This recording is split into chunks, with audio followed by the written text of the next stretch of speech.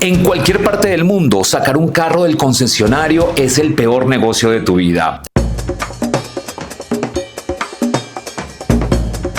Apenas los cauchos tocan el pavimento, ese carro cuesta un 20% menos. Y esto es una ley universal de la economía. Y es que las cosas se deprecian con el tiempo. Pero existe un lugar en el mapa donde las leyes de la física financiera parecen no aplicar. Un lugar donde un sedán con 15 años de uso y 200.000 kilómetros puede costar hoy lo mismo o incluso más de lo que costó el día que salió de la planta. Bienvenidos a la paradoja automotriz venezolana. ¿Cómo pasamos de ser el Detroit de América Latina con las ensambladoras más potentes de la región a convertirnos en un estacionamiento o un museo rodante? El carro en Venezuela dejó de ser un simple transporte para transformarse en una caja fuerte de 4 ruedas. Hoy vamos a abrir el capó de esta industria para entender por qué aquí el carro es estatus, es libertad y sobre todo es la única moneda en la que todos confiamos. Más adelante te voy a contar cómo una marca japonesa logró algo que parece imposible, que sus modelos no sean vistos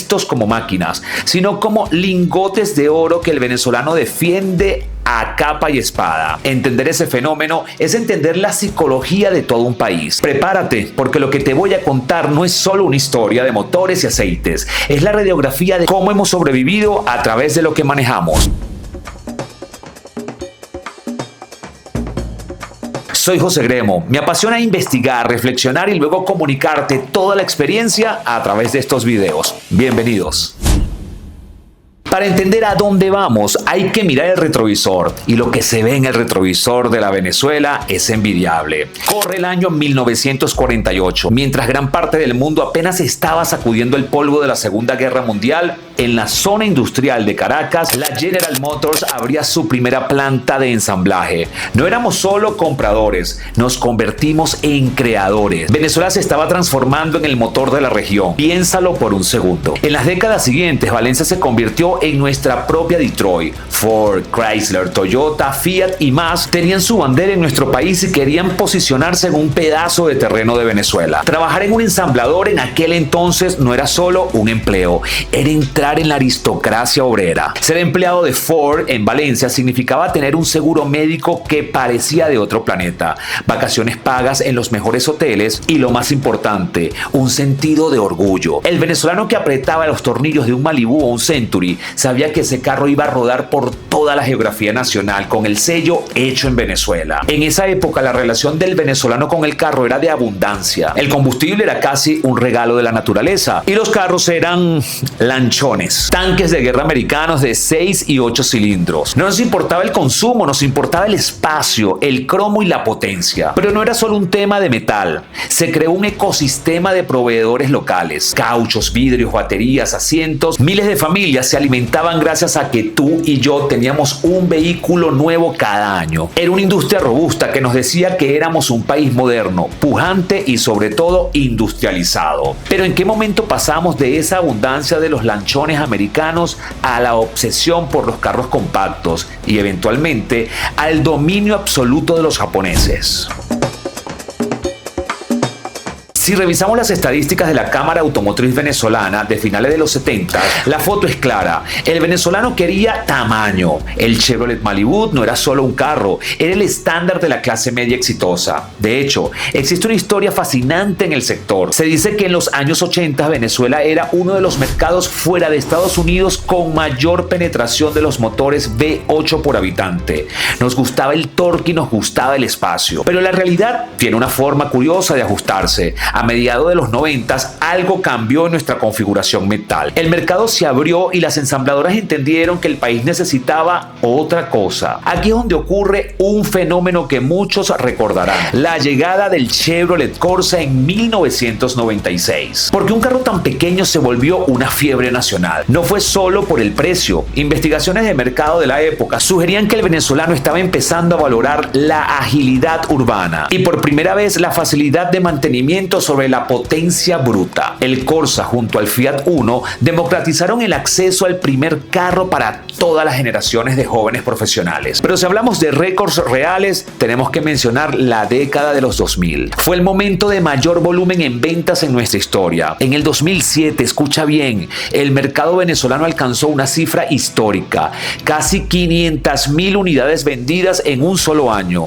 Para que tengas una idea de lo que eso significa. Eso es más de lo que hoy venden muchos países vecinos con economías mucho más grandes. En este festín de opciones, el Chevrolet Aveo también se convirtió en el rey absoluto. Fue el carro más vendido del país por varios años consecutivos. La razón, una combinación de ensamblaje local masivo y una red de concesionarios que estaban en cada esquina. El Aveo era el carro de todos. Pero mientras el país se llenaba de estos compactos, en el estrato más aspiracional se estaba gestando un culto mucho más silencioso y resistente. Uno que no se basaba solo en la moda, sino en la protección económica. Ese es el fenómeno de fidelidad de marca que hoy, años después, ha hecho que ciertos modelos usados cuesten lo que cuesta un apartamento pequeño. Pero de eso vamos a profundizar un poco más adelante. Porque ahí es donde entenderemos por qué el venezolano decidió casarse literalmente con una marca específica para el resto de su vida. Si en una reunión de venezolanos alguien suelta la frase Toyota es Toyota, vas a ver que todo el mundo asiente con la cabeza. Y no es solo un eslogan que pegó en la publicidad, es casi un dogma de fe. Pero ¿cómo llegamos a ese nivel de culto? Para entenderlo, hay que mirar un hecho que cambió las reglas del juego: la llegada del Land Cruiser o el legendario Machito.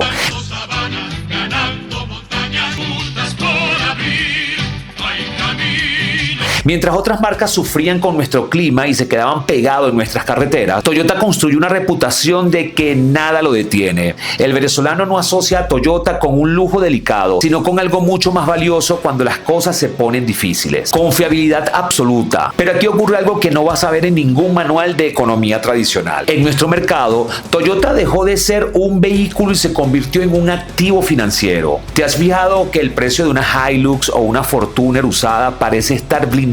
Mientras cualquier otro carro pierde valor apenas toca la calle, el Toyota se mantiene e incluso sube su precio. Esto pasa porque hay un ecosistema que lo aguanta. Es la marca que tiene repuestos en cada rincón del país. Puede estar en el pueblo más remoto de los Andes o en el más profundo de la Gran Sabana, y siempre vas a conseguir a alguien que sepa de esos motores o que tenga el filtro que necesitas en ese instante. La disponibilidad creó una rueda que no para de girar. Como todos creen que es el más fácil de reparar y el que más se revende, todos lo buscan. Y como todos lo buscan, ¿adivinen qué? Su precio sube. Es literalmente oro en cauchos. Pero no es solo un tema de tuercas y tornillos. Hay un componente de estatus que se nos tatuó en la cultura. El venezolano prefiere muchas veces pagar más por un Corolla de hace 10 años que por un carro de otra marca 0 kilómetros. Es racional. Si lo miras solo como ingeniería, quizás sea debatible. Pero si lo miras desde la seguridad de una familia que quiere proteger sus ahorros, es la decisión más lógica del mundo. Esa necesidad de proteger lo que tenemos nos lleva hoy a ver en las calles carros que parecen haber salido ayer del concesionario, pero que tienen 20 años rodando. Porque sí, el carro ahora es una caja fuerte. El mantenimiento ya dejó de ser un gasto. Es literalmente un ritual de supervivencia.